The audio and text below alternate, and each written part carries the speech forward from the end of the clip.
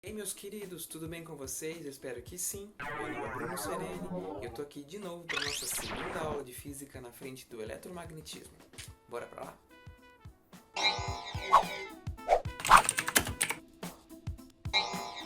Na aula de hoje, nós vamos falar sobre a carga elétrica. Começamos a estudar ela na aula passada e hoje nós vamos entrar em detalhe para entender o que é a carga elétrica e como ela se faz tão importante dentro do mundo da eletricidade. Os objetivos da nossa aula são dois. Primeiro, entender realmente o que é a carga elétrica e depois compreender de que forma que a carga elétrica pode se acumular em um corpo. Então bora para o primeiro tópico da nossa aula. O que é a carga elétrica? Na aula passada, a gente viu que os fenômenos elétricos e magnéticos ocorrem porque existe a carga elétrica. Devido à existência da carga elétrica é que os raios acontecem e que as bússolas se orientam em campos magnéticos. Mais especificamente falando, esses fenômenos acontecem porque a matéria, isso é, tudo de físico que existe no nosso universo, possui carga elétrica. Isso significa que esses fenômenos acontecem porque, por exemplo, dentro dos átomos que constituem uma nuvem ou dos átomos que constituem a agulha de uma bússola, existe carga elétrica. De uma maneira mais técnica, a gente fala que a carga elétrica é uma propriedade física da matéria. A matéria, ou seja, tudo que existe de físico no nosso universo, pode possuir várias propriedades físicas diferentes. Por exemplo, a massa, o volume, a temperatura e a carga elétrica. Cada uma dessas propriedades diz alguma coisa a respeito da matéria. Por exemplo, a massa é uma medida da inércia da matéria, ou seja, o quão difícil é de você mover um objeto. Quanto maior a massa, mais difícil é você empurrar ou deslocar esse objeto. O volume diz respeito ao espaço que a matéria ocupa. Quanto menor o volume, menos espaço ele ocupa. A temperatura diz respeito ao nível de agitação das moléculas, que a gente percebe através de dizer se um objeto está quente ou frio. E a carga elétrica, por sua vez, é a propriedade que está relacionada aos fenômenos elétricos e magnéticos que a matéria pode exibir. Todas essas propriedades têm associadas a elas uma medida para definir como essa propriedade se manifesta. Vamos tomar como exemplo o âmbar que nós estudamos na aula passada. O âmbar, que é aquela resina fóssil que, quando atritada, pode atrair objetos mais leves. No âmbar, por exemplo, a gente pode medir a massa do âmbar, que normalmente pode ser dada em quilogramas. Nós podemos associar ao âmbar um volume, que é a dimensão que ele ocupa no espaço. Esse volume, por exemplo, pode ser medido em metros cúbicos.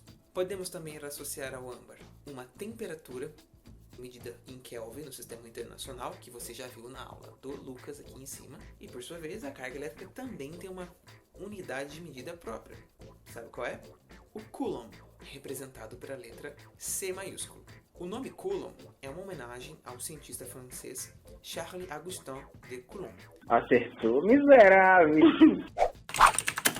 Como nós falamos anteriormente, as propriedades físicas estão ligadas a certas características que o objeto ou um corpo pode exibir. A massa, a temperatura e o volume estão atrelados à inércia, grau de agitação das moléculas e o espaço ocupado. A carga elétrica, por sua vez, está ligada à estrutura atômica da matéria. Para entender como que um corpo pode ter carga elétrica e qual quantidade de carga elétrica ele possui, nós temos que olhar dentro do átomo, que é o elemento que constitui tudo o que é de físico no nosso universo. Porque dentro do átomo existem partículas ainda menores, chamadas partículas subatômicas, que no caso são chamadas de elétron, o próton e o nêutron.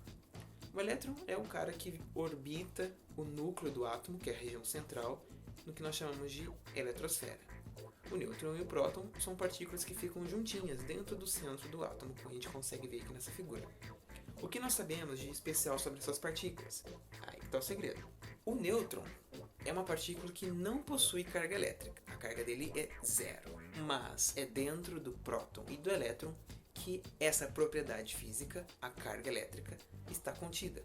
Então nós dizemos que o próton possui carga elétrica positiva e o elétron possui carga elétrica negativa. Veja aqui na tabela que eu estou falando de carga elétrica relativa, estou dando o valor exato. O importante a gente saber por enquanto é que o nêutron não tem carga, o próton e o elétron têm a mesma carga elétrica, o mesmo valor de carga elétrica, porém o próton é positivo, mais 1, e o elétron é negativo, menos 1. De maneira geral, Todo átomo na natureza vai sempre apresentar o mesmo número de prótons e de elétrons. O que isso vai influenciar? Se a gente for pegar aqui, por exemplo, o átomo de oxigênio, nós vamos ver que ele vai ter 8 prótons e, portanto, a carga relativa vai ser 8 positivo. Ele possui também 8 elétrons na eletrosfera e, portanto, vai ter carga relativa menos 8. E também vai ter 8 nêutrons, que não adicionam nenhuma carga. Se a gente for somar toda essa quantidade, nós vamos chegar numa carga total nula. Isso significa que, por ter sempre o mesmo número de prótons e de elétrons, o átomo é eletricamente neutro de maneira geral.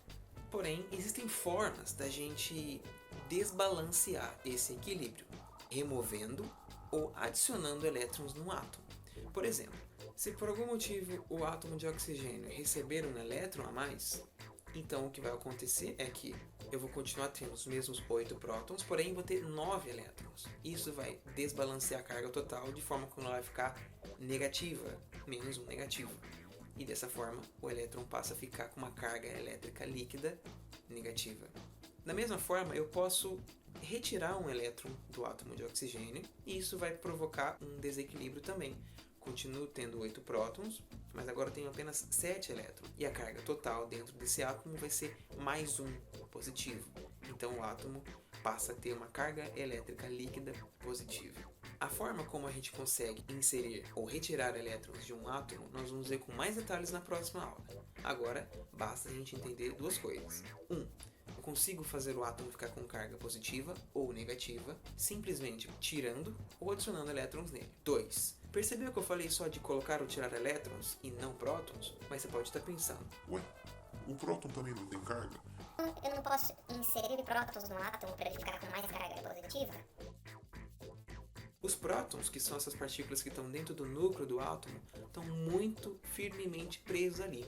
Ou seja, é muito difícil eu arrancar um próton de um átomo. Ao contrário, o elétron que está na eletrosfera, dependendo da substância, ele pode ser facilmente arrancado ou inserido de um átomo para outro. Então, por isso, que sempre que nós falarmos carregar um objeto, eu sempre vou estar falando de inserir elétrons ou retirar elétrons, nunca prótons. Por essa razão, na natureza, um corpo pode ser eletricamente neutro, que é quando o número de elétrons e prótons for igual. O corpo pode ser positivamente carregado quando faltar elétrons nesse corpo, ou seja, menos elétrons do que prótons. Ou o corpo pode ser negativamente carregado quando tiver excesso de elétrons. O número de elétrons, Ne, maior que o número de prótons, Np. Isso nos faz pensar o seguinte aspecto. O âmbar, que é aquela resina, antes de ser atritada, ela não conseguia atrair os objetos mais leves porque a carga elétrica do âmbar era nula. Agora, depois que ele era atritado, ocorria um processo em que desbalanceava a carga dos átomos que constituem o âmbar, fazendo com que ele ficasse com mais elétrons ou menos elétrons, ou seja, carregado positivamente ou negativamente. Assim, aquele âmbar que antes era neutro passa a exibir carga elétrica positiva ou negativa, e por exibir essa carga elétrica positiva ou negativa, ele passou a exibir fenômenos elétricos. Então, por possuir carga elétrica, no caso, após ser atritado, o âmbar passou a se comportar como um objeto elétrico. Um ponto muito importante da gente ressaltar é que a carga elétrica que o elétron e o próton possuem sempre tem o mesmo valor. O valor dessa carga é esse número que está aparecendo aqui. 1,6 vezes 10 elevado a menos 19 coulomb. Esse número, caso você ainda não conheça, ele está escrito na forma que nós chamamos de notação científica. A notação científica serve para escrever de maneira compacta números que são ou muito grandes ou muito pequenos. No caso da carga elétrica do elétron, é um número muito pequeno. Se nós formos escrever por extenso esse número, o que nós teríamos seria algo assim: 0,0000016 coulomb. Para ficar mais fácil de escrever, nós encurtamos isso e representamos ela dessa forma. Mais para frente, nós iremos apresentar uma aula só sobre notação científica para você ficar craque nessa representação numérica, que é muito importante na física. Por ser tão especial, a carga do elétron recebe um nome especial também. Nós chamamos de Ezinho minúsculo, como sendo a carga elétrica elementar, ou seja, a carga elétrica que um único elétron carrega, igual a 1,6 vezes 10 a menos 19 coulomb. Lógico, o elétron tem carga negativa. O próton vai ter a mesma quantidade de carga, porém positiva. Mas nós chamamos sempre de carga elementar, porque essa é a menor quantidade de carga elétrica que nós conseguimos encontrar na natureza. Entre aspas, porque nós sabemos que dentro do próton e do nêutron existem partículas ainda menores, que são os quarks, que possuem cargas fracionárias do elétron. Porém, isoladamente, nós não conseguimos encontrar quarks. E pelo fato de que a carga elétrica estar ligada ao número de elétrons em falta ou em excesso que um determinado objeto possui, a quantidade de carga elétrica que um corpo possui sempre vai ser múltipla desse valor mínimo, que no caso é a carga de um único elétron. Por essa razão, nós dizemos que a carga elétrica é quantizada, ou seja, não vai ter como existir qualquer valor de carga. Sempre um corpo vai ter uma carga elétrica, positiva ou negativa, cujo valor vai ser múltiplo da carga de um único elétron. Por essa razão, se nós chamarmos de Q maiúsculo a quantidade de carga elétrica que um corpo possui, nós podemos calcular essa carga utilizando essa expressão. Q, que é a carga elétrica do corpo, vai ser igual a mais ou menos N vezes E. O que significa cada coisa aí? Q, quantidade de carga elétrica que o corpo possui em coulombs. N é o número de elétrons que o corpo possui faltando ou em excesso. Então, se tiver faltando elétrons, a carga vai ser positiva, usa o sinal de mais. Se tiver sobrando elétrons, se tiver elétron em excesso, a carga do corpo vai ser negativa, então usa o sinal de menos. E por último, Ezinho é a carga elementar, o valor da carga que um único elétron carrega. Então, 2 elétrons em excesso, qual é a carga desse corpo? 2 vezes a carga de um único elétron. E assim por diante. Para fechar nossa aula, vamos fazer um exemplo bem simples aqui de como calcular a carga que um determinado corpo possui. Então vamos lá, exemplo número 1. Considere um pedaço de âmbar que foi atritado. Com isso, ele perdeu um total de 5,2 vezes 10 elevado à 13ª elétrons, ficando assim positivamente carregado. Se perdeu elétrons, vai ter mais próton. Se tem mais próton que elétron, carregado positivamente. Determine qual a quantidade de carga final desse material. Muito bem.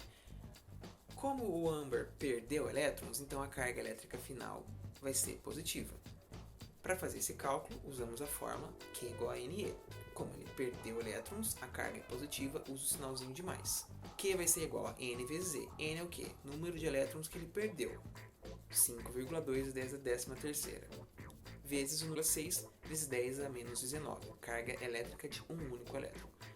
Fazendo essa conta, nós vamos chegar em carga do corpo vai ser igual a 6,2 vezes 10 elevado a menos 6 coulomb, ou, mais compactamente, 6,2 microcoulomb.